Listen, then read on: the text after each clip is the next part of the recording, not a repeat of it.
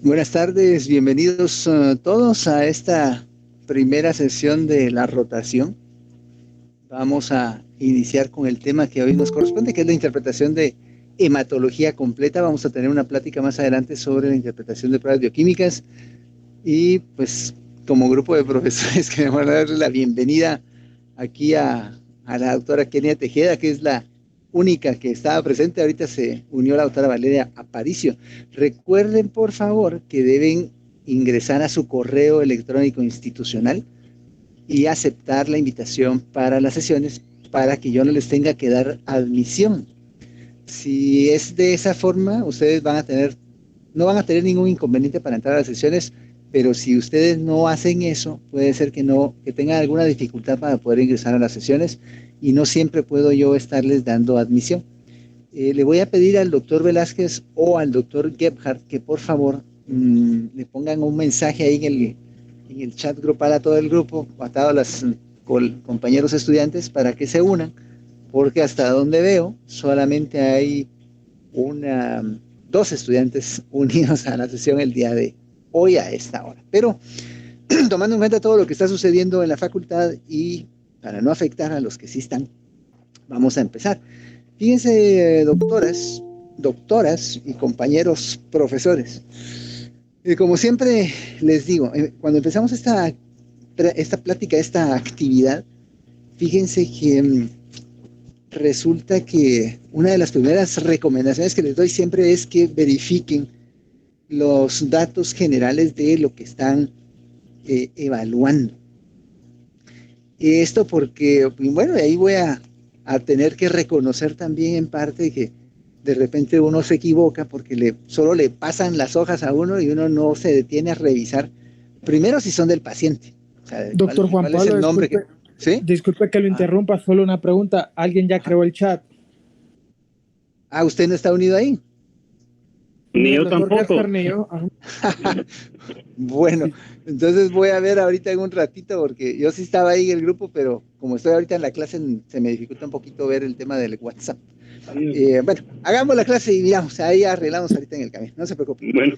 Pues, como les comentaba, pues de repente le pasan un montón de hojas ahí, mire, doctor, miren los exámenes, y resulta primero que no eran del paciente, o si eran del paciente, son de otra fecha, o sea, se los hizo hace un mes, hace un año, hace 3, y ustedes ahí echan toda una gran ciencia y dan una gran interpretación, y a la larga tienen uno que como que regresar sobre sus pasos, porque pues lo que le están presentando a uno no es lo que el paciente tiene ahorita. Segundo, consejo para todos: nunca, por mucho que se sientan ustedes obligados, hasta, no sé, emocionalmente, nunca acepten consultas de corredor. O sea, si ustedes van caminando ahí, los mira alguien, hay una enfermera o alguien que los conoce y les dice, mire doctora, por favor, revísame mis exámenes que me hice ayer, o son de mi cuñado, o son de mi primo, por allá, y ustedes empiezan a interpretarles ahí o tratar de hacer la interpretación. Nunca acepten hacer eso.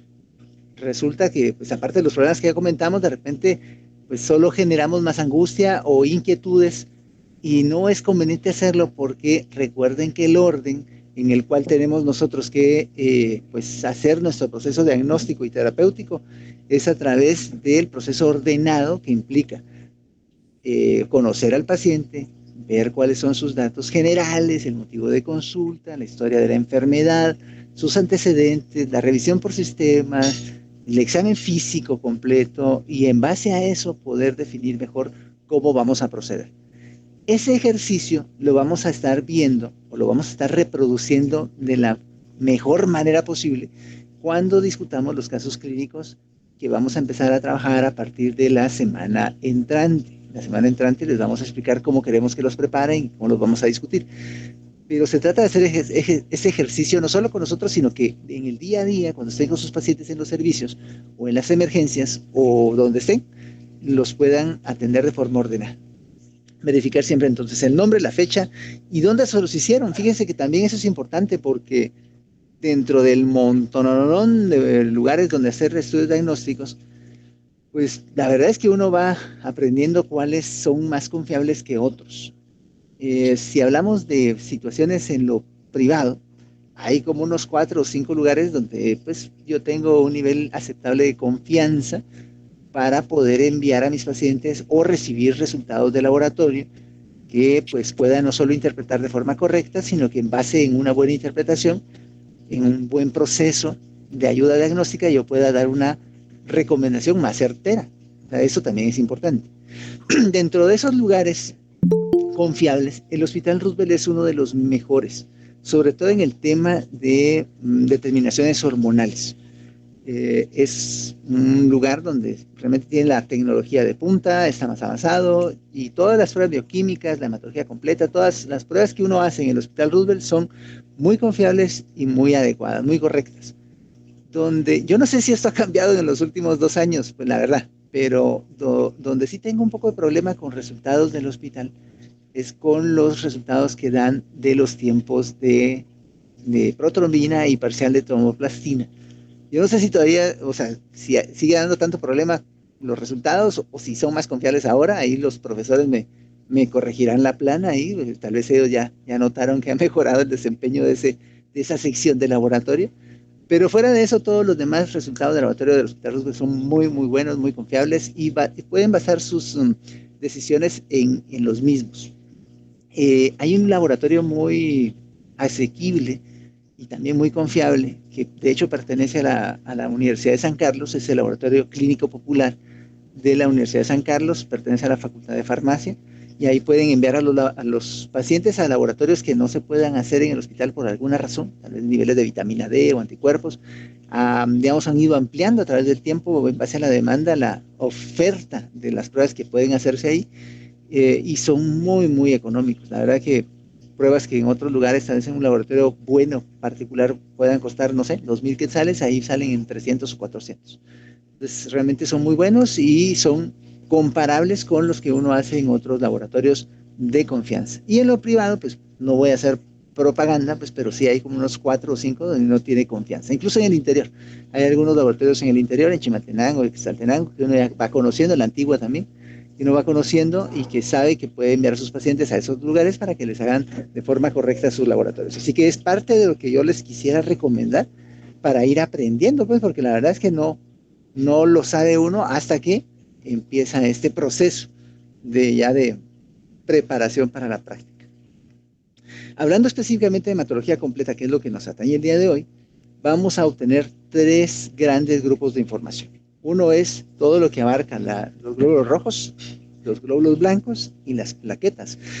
Y de forma muy general vamos a hablar sobre estos elementos y más o menos cómo podemos ir interpretándolos. Porque al final de la rotación, las últimas 3 actividades académicas que tenemos de discusión de temas son precisamente el desglose y la discusión con mayor especificidad de cada una de estas líneas celulares. Pero eso lo vamos a hacer al final de la rotación, ya les va a tocar a ustedes hacerlo.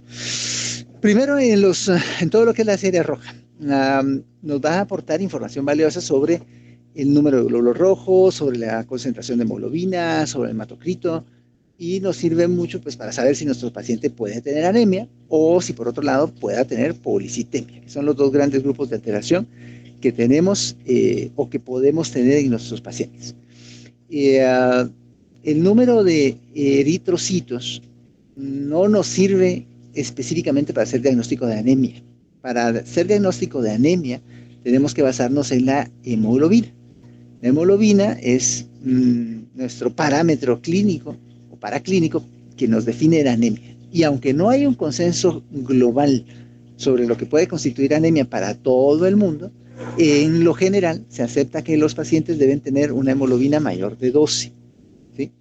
Es variable, depende de la población, depende de la raza, depende del lugar donde viva la persona. O sea, hay una serie de factores ahí involucrados en esa definición, pero si el paciente tiene menos de 12, pues ya podemos decir que tiene anemia. Y si va siendo más baja, pues obviamente vamos diciendo que tiene una anemia más profunda o más severa. Por lo general, los pacientes que tienen anemia severa van a ser aquellos que tengan menos de 8 gramos de hemoglobina, ¿sí? Y son por lo general también los que van a requerir probablemente darles un soporte transfusional. La próxima semana, de hecho, vamos a platicar sobre todo lo que implica la medicina transfusional y cuáles son las indicaciones para poder transfundir glóbulos rojos. En este caso, concentrados de glóbulos rojos o paquetes globulares, como le llaman también. Pero recordar, entonces, que lo que nos define la anemia es la concentración de hemoglobina, abajo de 12.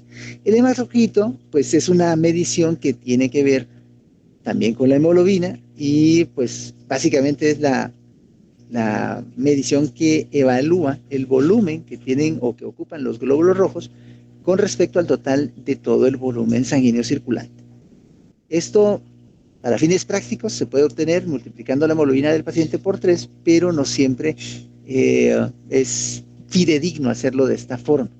Sin embargo, es importante saber también cuándo tienen los pacientes de hematocrito, porque en pacientes que tienen alteraciones de la hemoglobina o que tienen alteraciones que dificultan la interpretación de esa misma hemoglobina, como por ejemplo los pacientes que tienen talasemia o formas anormales de hemoglobina o de sus cadenas, pueden tener también alteración de estos dos parámetros y no necesariamente son, pues, 100% fidedignos.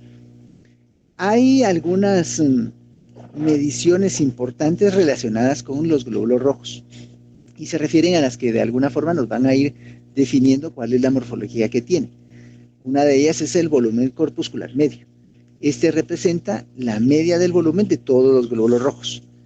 Y para fines prácticos, los pacientes que tienen un volumen corpuscular medio por debajo de lo normal van a tener microcitosis. Y los que tienen un volumen corpuscular medio arriba de lo normal van a tener macrocitosis. Entonces, desde ahí podemos empezar a definir si un paciente tiene anemia, qué tipo de anemia va a tener o cuál es la morfología de esa anemia. ¿Por qué es importante hacerlo? Porque de acuerdo a la morfología o al tipo de anemia que tenga el paciente, yo puedo ir conociendo de qué forma lo voy a estudiar mejor. O sea, cuál va a ser mi ruta diagnóstica para llegar a cuál es la causa de esa anemia.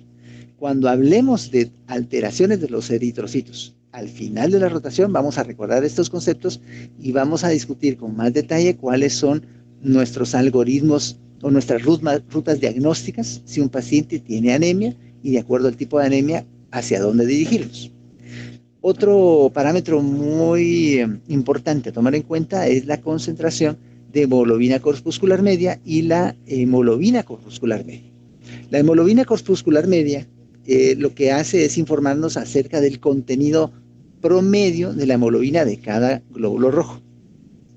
Si la hemoglobina corpuscular media está por debajo de lo normal, pues eso representa que tiene una situación o una alteración que llamamos hipercromía. Ese es el término correcto, digamos. Y si está por arriba de lo normal, no es que esté hipercrómico el glóbulo rojo, pues simplemente pues, está elevado. Y la concentración de hemoglobina corpuscular media básicamente nos sirve para saber si el paciente pueda tener mucha alteración en las formas, o sea, cuando hay alteración de la forma normal de sus glóbulos rojos. Por ejemplo, si hay pacientes que puedan tener esferocitosis o drepanocitosis, cualquier situación que pueda alterar la forma normal de sus glóbulos rojos puede alterar esta concentración de hemoglobina corpuscular media. Entonces, si está ampliada, si esa concentración está arriba de lo normal, podemos decir que el paciente tiene mucha alteración en sus formas y lo podemos definir como anisocitosis en lo general.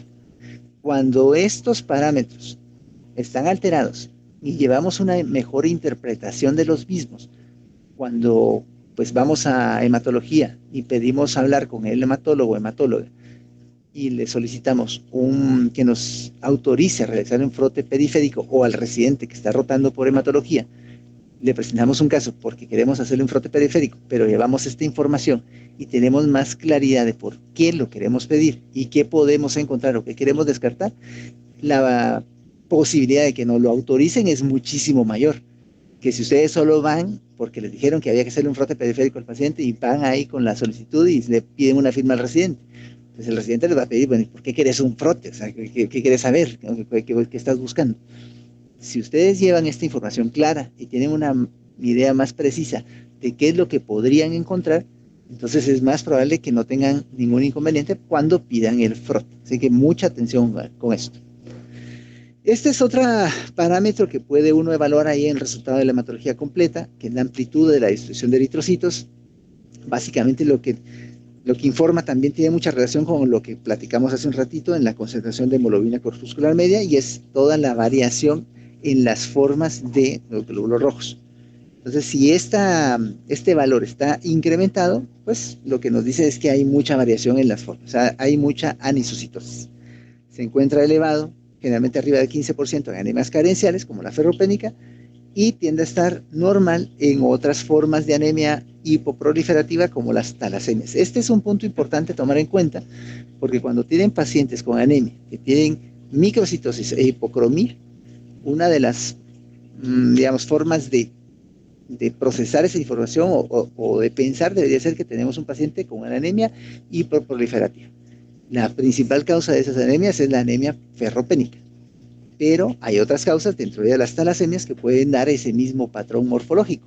Entonces ustedes pueden recurrir a esta medición para ir definiendo qué podría estar pasando con su paciente. E igual, al hablar con hematología les dan la información de estas consideraciones diagnósticas, no solo para hacer el frotis, sino para ir orientando ya el diagnóstico. Otra situación que podemos obtener relacionada con glóbulos rojos es el índice de reticulocitos. Los reticulocitos, como ustedes recordarán, son glóbulos rojos jóvenes, inmaduros, que aún tienen núcleo, y que por lo general se tienden a incrementar en su número y porcentaje cuando los pacientes tienen alguna causa de anemia, pero que la médula ósea es capaz de responder de forma compensatoria para ayudar a que el paciente no profundice esa anemia. Entonces, ahí lo que tenemos que recordar es que si un paciente tiene anemia, pero tiene reticulocitos elevados, pues generalmente va a ser porque la médula ósea está respetada, y lo que está tratando de hacer es compensar. Pero si un paciente tiene anemia y tiene un índice de reticulocitos bajo, entonces la anemia no está siendo compensada de forma correcta por la médula ósea. Entonces ya podemos ir también desde este punto de vista y reconociendo las posibles causas de esa anemia que estamos viendo con nuestro paciente. ¿Cómo dice acá? Entonces, las anemias que tienen un índice de reticulocitos elevado, vamos a clasificarlas como anemias regenerativas. Básicamente, lo que quiere decir eso es que la médula ósea está respondiendo de forma pues adecuada, en este caso, tratando de compensar la anemia, y las que tienen un índice de reticulocitos menor de 2 son anemias arregenerativas o que no tienen regeneración. Cuando estamos en ese proceso diagnóstico de interpretación de pues, alteraciones de la hemoglobina, tenemos que recordar algunos aspectos importantes a tomar en cuenta para la misma. Las características del paciente son una de esas situaciones que hay que tener en cuenta. La edad del paciente, el origen geográfico, la raza, cuáles son sus antecedentes familiares, incluso el sexo, porque de acuerdo a estas mismas, puede ser que los pacientes tengan más riesgo de tener una talasemia o de tener una deficiencia de glucosa 6-fosfato como causas de anemia, o que el paciente tenga una anemia hemolítica, por ejemplo. Si el paciente ha tenido una alteración en el periodo neonatal, por ejemplo, puede ser que tenga una anemia hemolítica neonatal. De acuerdo a estas características, yo puedo ir pues también definiendo cuál es la posible causa de esa alteración. Los antecedentes personales, los antecedentes nutricionales. Recuerden que la principal causa de anemia en el mundo es la anemia ferropénica. En pacientes embarazadas, en niños pequeños, en madres lactantes, en adultos, en jóvenes. La principal causa de anemia es la de tipo nutricional y es generalmente de origen ferropénico, aunque también hay otras anemias carenciales que tienen que ver con deficiencia de B12 o de ácido fólico. Ahí uno puede ir definiendo cuál es la posible causa, de acuerdo también a la morfología de la anemia, que ya vimos cómo podemos hacerla con los parámetros que comentamos anteriormente. Un punto muy importante cuando ustedes están viendo un paciente con anemia es que si el paciente tiene anemia, pero está histérico o tiene bilirrubinas elevadas, y sobre todo si es esa elevación de bilirrubinas es a expensas de la indirecta, una causa que tienen que tener ahí presentes en primera posibilidad es la hemólisis, o sea que la anemia sea una anemia hemolítica.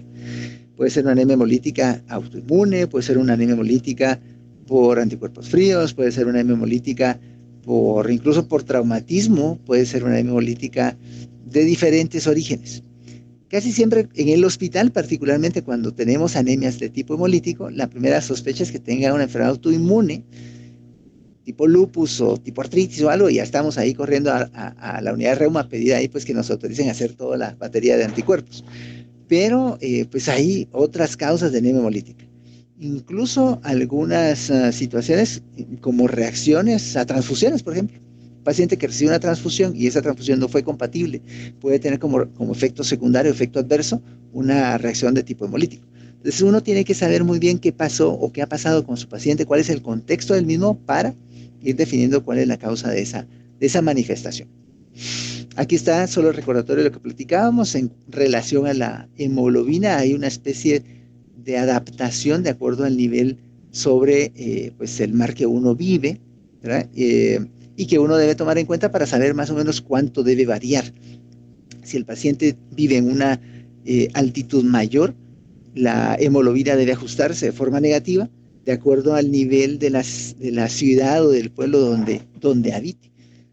Por ejemplo, si vive a más de 2.500 metros de altura, digamos, si viviera en Tecpango, vive en Quetzaltenango, o allá en las faldas del volcán Tajumulco, esos pacientes hay que, a la hemoglobina que nos están reportando, habría que restarle menos 1.3, menos 1.5, menos 1.9, más o menos en promedio, para saber realmente cuál es la hemoglobina de ese paciente, o sea, cuánto tendría si él viviera a nivel del mar, o sea, o una menor altitud.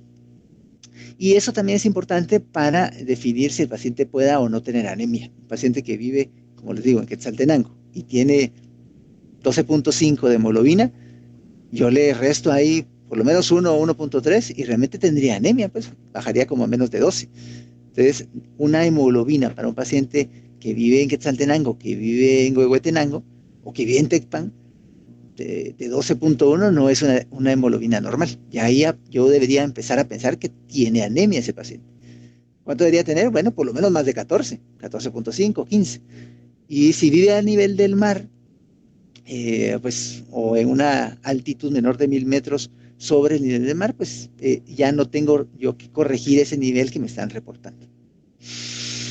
Esto es solo para tener como la noción de lo que habíamos platicado hace un rato, de acuerdo a la clasificación, al tipo de anemia que yo puedo conocer por las características que me informa en la hematología que me está dando el reporte, el laboratorio, yo puedo ir clasificándolo. Entonces, si el paciente tiene anemia, tiene una hemoglobina menor de 12, pero tiene un volumen corpuscular medio bajo y una cantidad de reticulocitos baja, diría que tiene una anemia microcítica y que no es regenerativa. Entonces ahí entran las anemias por deficiencia de hierro, las anemias relacionadas con procesos infecciosos agudos, las anemias inflamatorias crónicas, intoxicaciones por el saturnismo, pues la anemia por plomo, las anemias sideroblásticas. Si tiene un volumen corpuscular bajo, pero los reticulocitos son normales o están aumentados, entonces tiene una anemia microcítica y es regenerativa. Ahí también puede ser por deficiencia de hierro, pero que ya esté en tratamiento, o por síndromes de talasemia. Si el paciente no tiene microcitosis, sino tiene normocitosis, pero los reticulocitos son bajos, entonces yo tengo también una serie de causas que podría o debería de descartar. Síndrome de fracaso medular congénito adquirido, infiltración neoplásica de la médula, una aplasia pura de células rojas, anemias relacionadas con algunos procesos infecciosos o genéticos, la anemia relacionada con insuficiencia renal crónica, anemias asociadas a fármacos. O sea, yo voy haciendo mi diagnóstico diferencial. Si el volumen corpuscular medio es normal, pero los reticulocitos están elevados, entonces tengo una anemia normocítica y regenerativa, y estos pacientes pueden tener una anemia de tipo hemolítico, por membranopatías, por enzimopatías, puede tener autoinmunidad, puede tener hemoglobinopatías, anemias microangiopáticas, esencialmente síndrome urémico hemolítico o una púrpura trombocitopénica trombótica también podría ser una causa, o la respuesta a una anemia de origen hemorrágico agudo. Si el paciente tiene macrocitosis, es decir, un volumen corpuscular medio alto con reticulocitos bajos, esos pacientes tienen una anemia macrocítica no regenerativa. Anemias megaloblásticas por deficiencia de ácido fólico y B12 sería la causa principal, pero también puede ser que el paciente tenga una anemia plástica, síndromes mielodisplásicos, o que la anemia esté relacionada con hepatopatía, con hipotiroidismo o incluso síndrome de Down. Y los pacientes que tienen un volumen corpuscular medio elevado, con reticulocitos normales o elevados, tienen una anemia macrocítica regenerativa. Estos pacientes debemos pensar que tengan una reacción muy intensa con producción de reticulocitos a una anemia de origen hemorrágico o hemolítico. El otro espectro de alteración de los glóbulos rojos es esto, la poliglobulia o la policitemia.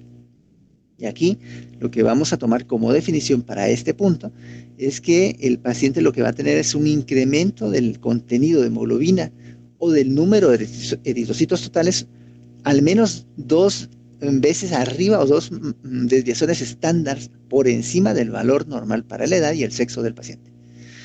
Por lo general en adultos, si un paciente tiene más de 17 gramos de hemoglobina o más de 50-55% de hematocrito, yo lo debería de pues ya considerar como poliglobúlico.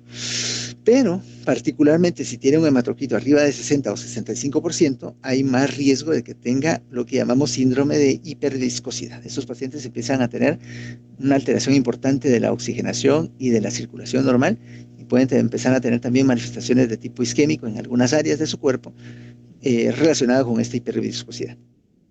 Las anemias las poliglobulias o policitemias secundarias, por lo general, tienen mecanismos de inducción. Uno de esos mecanismos de inducción es que este incremento esté mediado por un aumento en la función o la secreción de eritropoyetina. Ahí, por ejemplo, las hipoxemias que son crónicas o mantenidas, como las pacientes que tienen cardiopatías congénitas cianóticas, los pacientes con neumopatías crónicas, con EPOC, por ejemplo. Los pacientes que viven en altitudes muy, muy marcadas, los pacientes que tienen alteraciones de la hemoglobina, como metahemoglobinemia, carboxihemoglobinemia.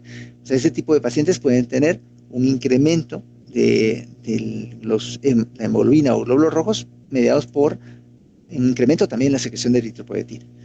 Tumores que produzcan eritropoyetina, sobre todo los tumores de fosa posterior, los nefroblastomas o los hemangioblastomas.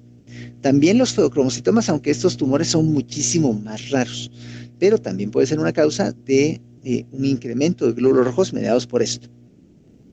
Una situación que puede suceder también mediada por eritropoyetina son las enfermedades renales, pero no la falla renal crónica, sino situaciones en las cuales como mecanismo compensatorio el riñón va a empezar a producir un incremento en la secreción de esta hormona. Y también están las causas iatrogénicas, o sea, la administración exógena de alguna sustancia que incremente la producción de eritropoyetina o que sea eritropoyetina sintética. En este caso, las dos causas principales de fuentes exógenas son la administración de testosterona o la administración de hormona del crecimiento. No siempre con fines de reemplazo terapéutico, pues, sino básicamente con pacientes o personas que están buscando mejorar su desempeño físico, digamos, cuando son deportistas de alto rendimiento. Las causas primarias tienen que ver con una alteración de tipo genético, en las cuales los pacientes van a tener una inducción de producción de glóbulos rojos y sus precursores. Estos pacientes por lo general tienen hemoglobinas muy altas, también por lo general arriba de 20 gramos por decilitro, y a veces pueden afectar otras series de la hematología, otras líneas celulares. Cuando se mide eritropoyetina en estos pacientes, tiende a estar normal o incluso reducida. Pero pues es un trastorno relativamente raro, pero como les comentaba, de tipo o de contexto hereditario genético. El otro gran grupo de alteraciones que podemos tener tienen que ver con los glóbulos blancos. Aquí todo lo que es la serie blanca nos va a informar básicamente el recuento de leucocitos y cuál es la distribución de esos leucocitos, o sea, cuál es la conformación de la fórmula leucocitaria. De acuerdo a las alteraciones que se presenten, uno puede ir pensando en algunas patologías. Por ejemplo, si el paciente tiene una desviación de esa fórmula hacia la izquierda, esto quiere decir si tiene formas inmaduras o jóvenes de neutrófilos, por ejemplo, si hay muchos callados, metamelocitos, mielocitos, esos pacientes van a tener por lo general alguna situación de tipo infeccioso, generalmente severa, síndromes mieloproliferativos, o algunos casos pues pueden tener situaciones de invasión de la médula ósea con producción de estas formas inmaduras. También puede incrementarse el recuento no solo de glóbulos blancos, sino específicamente de neutrófilos, cuando estamos teniendo una serie de estímulos, por ejemplo, reacciones al estrés, fármacos, sobre todo los esteroides, procesos infecciosos, enfermedades inflamatorias crónicas, síndromes mieloproliferativos o causas congénitas como la enfermedad de células falciformes. Esto va a inducir neutrofilia. Hay una forma severa de neutrofilia, que no necesariamente es algo de tipo neoplásico maligno, pero que sí se puede dar en infecciones muy, muy fuertes, muy intensas, o en algunas situaciones no solo de tipo bacteriano, sino de tipo viral, o como reacción a algunos medicamentos que se pueden administrar para recuperar a pacientes que han tenido agranulocitosis. A esto se le llama reacción leucemoide, y es cuando los leucocitos, el recuento total de leucocitos aumenta, aquí dice 50,000, pero generalmente es arriba de 30,000, y hay desviación a la izquierda. En esos casos uno dice que el paciente lo que tiene es esto, una reacción de tipo leucemoide, y de acuerdo a eso pues se procede. Hay que investigar siempre que no tengan procesos infecciosos.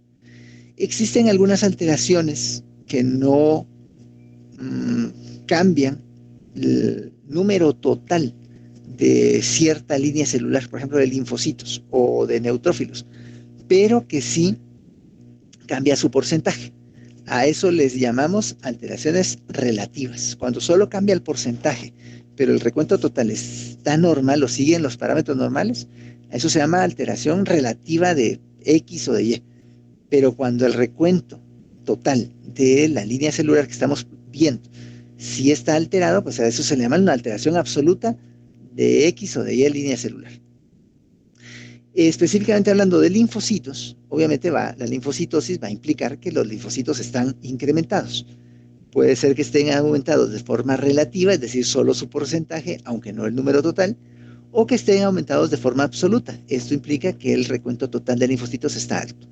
Y como causa importante o más frecuente de esta alteración, tanto de la linfocitosis relativa como absoluta, son las infecciones de tipo viral.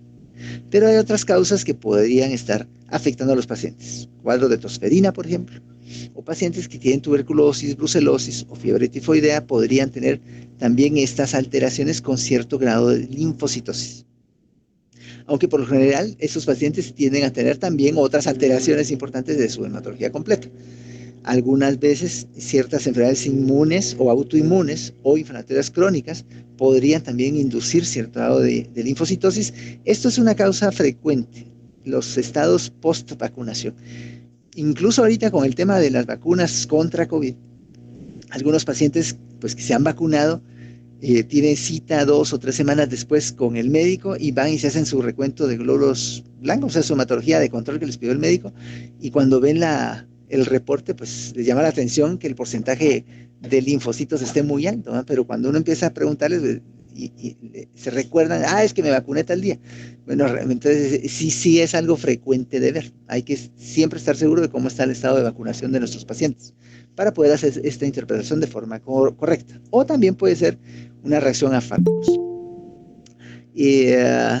Siempre tenemos que recordar que cuando los pacientes tienen un recuento de linfocitos muy alto, eso puede ser como parte de lo que los pacientes puedan como manifestar al inicio de un cuadro de una leucemia aguda linfoblástica, sobre todo si los pacientes tienen alteraciones en otras líneas celulares, básicamente citopenias, o sea, que tuviera linfocitosis importante, pero tiene anemia y tiene plaquetopenia.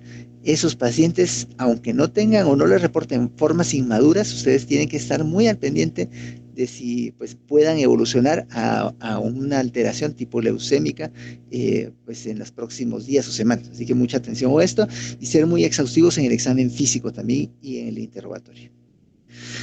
Los monocitos, cuando están elevados, pues básicamente lo que quieren decir es que tiene monocitosis el paciente y pues también se pueden observar en muchas de las condiciones que ya platicamos, infecciones virales, infecciones crónicas, situaciones de tipo inmunológico, enfermedades crónicas inflamatorias, en hepatopatías o también en pacientes que tienen alteraciones crónicas de los neutrófilos. Puede haber monocitosis.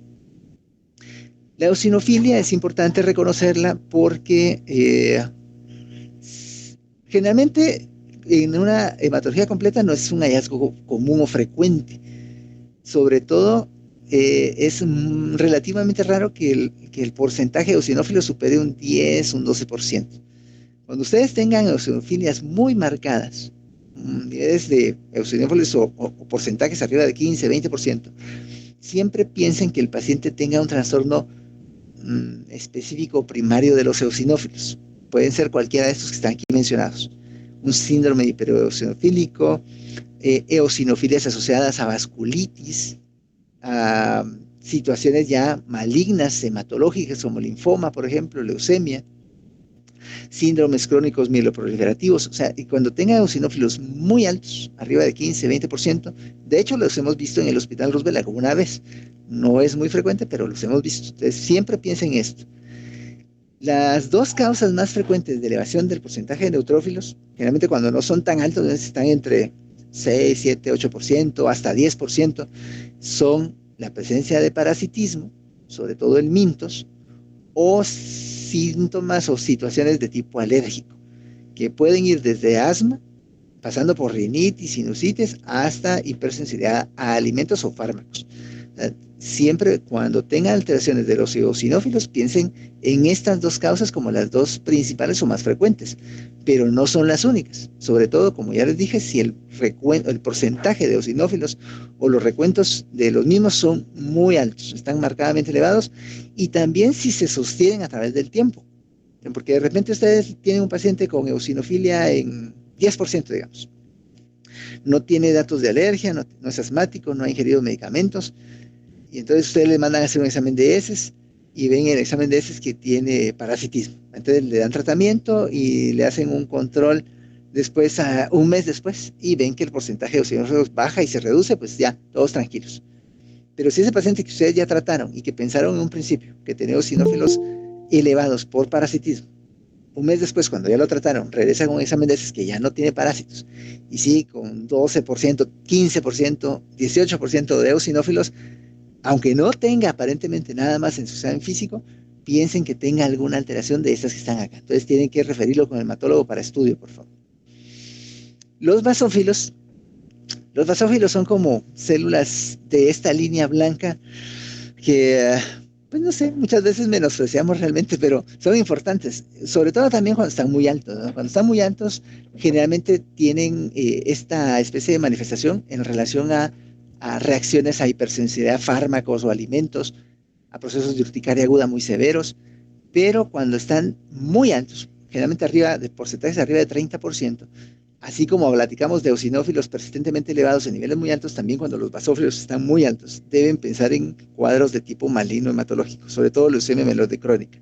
Así que por favor, mucha atención con esos dos puntos. La otra parte de alteración o el otro espectro de estas alteraciones de neutrófilos básicamente son las reducciones, en este caso neutropenia. La neutropenia se clasifica de acuerdo al nivel de neutrófilos que tenga el paciente. Si es leve va a estar con un recuento entre 1000 y 1500, si es moderada de 500 a 1000 y si es grave menos de 500. Extrema abajo de 100.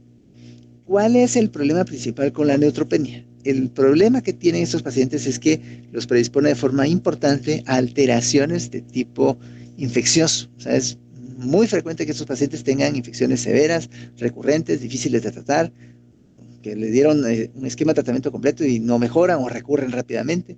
Entonces, hay causas primarias de neutropenia, pues básicamente situaciones que alteran la forma en la que se produce, estas que están mencionadas acá, neutropenia cíclica, problemas de inmunodeficiencias primarias, insuficiencia medular, pero también causas secundarias. Las mismas infecciones, sobre todo si son infecciones graves o severas, cuadros sépticos o choque séptico, estas situaciones inducen neutropenia con frecuencia. También pueden ser secundarias a medicamentos, sobre todo de tipo quimioterápico, situaciones inmunológicas, deficiencias nutricionales, infiltración tumoral por alguna neoplasia maligna en la médula o después de una quimioterapia. Todas estas situaciones pueden inducir neutropenia. Así que hay que estar muy pendiente de cómo evolucionan sus pacientes después de que reciben este tipo de tratamientos. Y la causa más frecuente de todos modos de neutropenia aguda es la causa infecciosa. Y principalmente las infecciones de tipo viral. Cuando empezamos a ver este tema de la pandemia de COVID, una manifestación muy frecuente hematológica era que estos pacientes hacían recuentos de neutrófilos muy bajos. Entonces hay que estar pendiente de esta situación y pensar en estas posibilidades. La otra alteración que tiene que ver con reducción es la linfopenia. Decimos que el paciente tiene linfopenia cuando tiene menos de 1000 de linfocitos en el recuento total de linfocitos, en el reporte que nos da la hematología completa. Cuando el paciente tiene linfopenia absoluta sostenida, uno tiene que pensar que tenga algún trastorno, ya sea adquirido como VIH-Sida o primario, de producción de linfocitos. Pero también puede darse cuando hay infecciones virales de otra índole, infecciones bacterianas, tuberculosis, sobre todo si es miliar o diseminada, reacciones a fármacos o exposición a radiación. También puede ser una causa de linfopenia en un buen porcentaje de pacientes. Y otras alteraciones que implican reducción, pero que no tienen en ocasiones o muchas veces una relevancia clínica importante, son los monocitos, los eosinófilos y los basófilos. Cuando están reducidos, realmente pues, no tienen impacto, y los más importantes son las otras alteraciones que platicamos. Pero de repente algún paciente les va a preguntar: mira, doctor, ¿y por qué estos basófilos están tan bajos? Si todo lo demás está normal, lo que hay que hacer es tranquilizar al paciente y decirle que esa alteración no tiene relevancia clínica y que no va a cambiar en nada las conductas que ustedes van a tomar. La última parte de la hematología completa que vamos a tener ahí en el reporte son las plaquetas. Pues la función de las plaquetas principalmente es tener, digamos, a situaciones de coagulación, o sea, esa es su función principal. Pero fíjense, cuando hay alteraciones, sobre todo exceso cuando hay trombocitosis, uno podría tomar esa trombocitosis como un marcador de inflamación severa, aguda o crónica. Algunas neoplasias malignas tienen, de hecho, trombocitosis como manifestación principal. Pero si hablamos de situaciones, por ejemplo, de tipo inmunológico, algunos cuadros de reactivación de algunas enfermedades autoinmunes pueden cursar también con trombocitosis. Podemos tener también trombocitopenia. Y la trombocitopenia es el otro extremo de esta situación.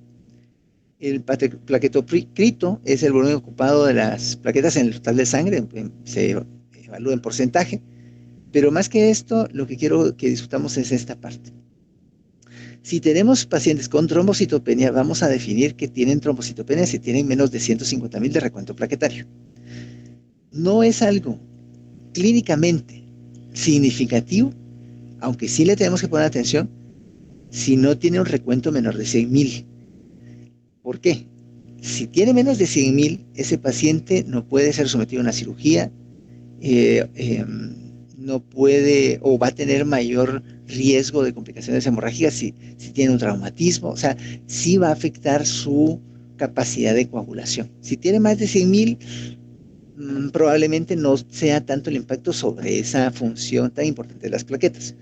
Pero sí tenemos que estar muy pendientes porque hay algunas causas de trombocitopenia que no dan mayores manifestaciones en la etapa inicial de la evolución, sino hasta tiempos más adelante, o cuando está más avanzado el proceso. Y un ejemplo muy, muy característico y muy frecuente es la presencia de cirrosis hepática con hiperesplenismo. Estos pacientes, cuando empiezan su cuadro de cirrosis hepática, por lo general tienen recuentos plaquetarios normales o muy cerca de lo normal. Pero si uno empieza a notar que un paciente tiene trombocitopenia en 110, 120,000, no tiene otras manifestaciones, pero tiene antecedentes familiares, hereditarios o de él mismo con algún factor que lo esté predisponiendo a tener hepatopatía, yo tengo que estar muy pendiente de que no tenga efectivamente cirrosis como causa de la trombocitopenia. Pero hay otras causas: infecciones virales, algunos fármacos como heparina. Esto es importante en el contexto de intensivo, es algo bastante frecuente en áreas críticas o en la unidad de cuidados coronarios o algo. Cuando se usan pues heparinas, sea heparina sódica o heparina de bajo peso molecular, una reacción que no es tan frecuente, pero que sí se da con alguna frecuencia en ese contexto de intensivo, es la trombocitopenia inducida por heparina. Así que hay que estar muy pendiente cuando uno es ese medicamento. También están los anticonvulsivantes como causa de trombocitopenia, están las causas autoinmunes, también los problemas propiamente de la médula, como plasia medular o las hematopatías malignas, y las microangiopatías, como el síndrome urémico hemolítico o la púrpura trombocitopénica trombótica. Y la otra parte de la alteración de estas plaquetas, la trombocitosis, como platicábamos, por lo general vamos a decir que el paciente tiene trombocitosis y tiene un recuento total arriba de 450,000 a 500,000. Depende del laboratorio donde estén haciendo su evaluación. Pero, obviamente, mientras más alto esté, más trombocitosis tiene. ¿Qué causas podemos pensar? Infección es la principal causa de trombocitosis, pero también la deficiencia de hierro, fármacos, enfermedades inflamatorias de cualquier índole, hemorragia aguda o trastornos primarios de las plaquetas con trombocitosis esencial y trastornos hereditarios, pero situaciones también de tipo maligno pueden estar involucradas ahí. Esto es básicamente solamente para tener una idea general o un recordatorio. Lo pueden revisar después cuando revisen el video de la grabación, de las alteraciones que podemos encontrar. Primero, lo vamos a clasificar de acuerdo al tamaño. Si un paciente tiene anemia, clasificamos pues, que pueda tener microcitosis, macrocitosis. Si está alterada la hemoglobina corpuscular media, podemos decir que tiene hipocromía, normocromía. De acuerdo a eso vamos clasificando el tipo de anemia que tenga. Dentro de las alteraciones morfológicas ya propiamente del eritrocito, tenemos pues, a los normoblastos, los reticulocitos, esferocitos, eliptocitos, y de acuerdo a cada uno de ellos, así hay una serie de alteraciones o de enfermedades que nos pueden dar esas manifestaciones. También es importante cuando ustedes soliciten frote periférico para evaluar las características de las células, determinar si existen inclusiones en el citoplasma. Por ejemplo, los cuerpos de Heinz o los anillos de Cabot, o si los pacientes tienen algún parásito intracelular. Es importante como parte de la evolución de ese frote, porque muchas veces nos va a servir como elemento diagnóstico pues, de algunas patologías. Si tienen fenómeno de Rouleau, por ejemplo, o aglutinación. Y también ya en el frote, ver si el paciente tiene células atípicas, formas inmaduras, mieloblastos o algo que oriente ya a una patología más específica de la sangre. Este es un ejemplo que siempre pongo al final de la presentación con una interpretación de la hematología de una paciente del hospital. Esto ya es de 2021, ya ahorita tiene un poquito más de 2 años. Pero si lo analizamos, tenemos todo lo que platicamos aquí en este resultado, en este informe de hematología completa. No sé si alguien ya ha ido a solicitar alguna vez un frote periférico a la unidad de hematología. Si no lo han hecho, eventualmente algunos puede ser que lo requieran, pero cuando vayan a pedir el frote, no vayan solo con la solicitud para que se las firmen y les autoricen que les hagan el frote, o sea, lleven más información. ¿Por qué quieren hacerle un frote a un paciente? Entonces, si ustedes le dicen al residente que está rotando en hemato, o le dicen a la hematóloga, mire doctora, fíjese que necesitamos hacerle un frote a este paciente. A ver, ¿y por qué? Pues porque es una señora de tal edad que consultó con nosotros en el servicio, está cursando con un proceso infeccioso y la hematología completa reporta esto. Fíjense, primero tiene una leucopenia marcada, tiene 2,000 de recuento total de glóbulos blancos. Y cuando nos vamos a la parte de los números totales, tenemos aquí, por ejemplo, que esta paciente solo tiene 650 linfocitos totales. 650. Tiene 1,010 neutrófilos. O sea, tiene neutropenia, tiene linfopenia y pues prácticamente todo lo demás está en cero, está muy bajo. O sea, tiene una leucopenia severa con neutropenia severa y linfopenia también marcada. Aquí no nos reporta que tengan células inmaduras o que células, pues blastos, pues formas inmaduras de los linfocitos, pero de hecho podría tenerlas. Lo otro que nos dicen es que tiene un recuento de glóbulos rojos de 2 millones con 6 de hemoglobina, o sea, tiene también anemia, una anemia severa. Ya les decía que por lo general, aunque la definición es muy variable, vamos a decir que un paciente tiene anemia, primero si tiene abajo de 12, o si la hemoglobina está por debajo de 8, ya decimos que tiene una anemia severa y esta paciente tiene 6 de hemoglobina. El hematocrito está muy bajo y entonces pues también aparte de leucopenia tiene anemia y una deficiencia marcada de eritrocitos. Y un recuento plaquetario demasiado bajo, tiene una trombocitopenia severísima, tiene 6,000 de recuento plaquetario. Si nos vamos a la morfología de esta anemia que estamos viendo acá con 6 de hemoglobina, vamos a ver que el volumen corpuscular medio está elevado en 96.5, o sea que tiene una anemia macrocítica, y tiene una hemoglobina corpuscular media normal en 30, es decir, tiene una anemia macrocítica normocrómica, pero tiene una concentración de hemoglobina corpuscular media que está reducida también. Entonces tiene una anemia macrocítica normocrómica que, unido a la leucopenia y a la trombocitopenia, pues nos debería hacer pensar en una serie de situaciones. Primero, puede ser que tenga una anemia plástica, que esa sea la causa de las alteraciones de las líneas celulares. Puede ser que tenga una reacción severa a algún fármaco que haya estado expuesta, por ejemplo a quimioterapia. Puede ser que se esté recuperando de una quimioterapia, de hecho. Puede ser que tenga infiltración a la médula ósea de una neoplasia maligna de otra índole. O sea, hay una serie de situaciones que pueden entrar en el diagnóstico diferencial. Y el frote periférico entonces nos va a servir para definir mejor las características de los leucocitos, de los eritrocitos y también de las plaquetas, y evaluar si eventualmente esta paciente va a necesitar, por ejemplo, hacer una médula ósea o una biopsia de hueso. O sea, si ustedes llegan con esa información y con esa dinámica, platicar con la unidad de hematología, pues yo pensaría que no les deberían de rechazar ningún frote periférico, sino que autorizárselos y proceder a hacerlo, porque obviamente está indicado. Recuerden que siempre, y esto lo vamos a ver cuando hablemos de electrocardiograma, cuando hablemos de interpretación de otras pruebas diagnósticas, cuando hablemos de placa de tórax, cualquier situación, ustedes tienen que repasar todos los días estos conceptos para que se vuelva un hábito, para que se vuelva una rutina. Después, cuando ustedes agarren una metodología completa, todo este proceso que vimos, que empezamos a ver hace 51 minutos, sea una cosa muy, muy rápida, muy expedita y que esté bien hecha aparte. Y como les comentaba, cuando termine la rotación, vamos a volver a ver todos estos aspectos de forma más detallada y vamos de hecho a tener una sesión solo para eritrocitos, una para leucocitos y una para las plaquetas. Habiendo llegado a este punto, pues vamos a detener la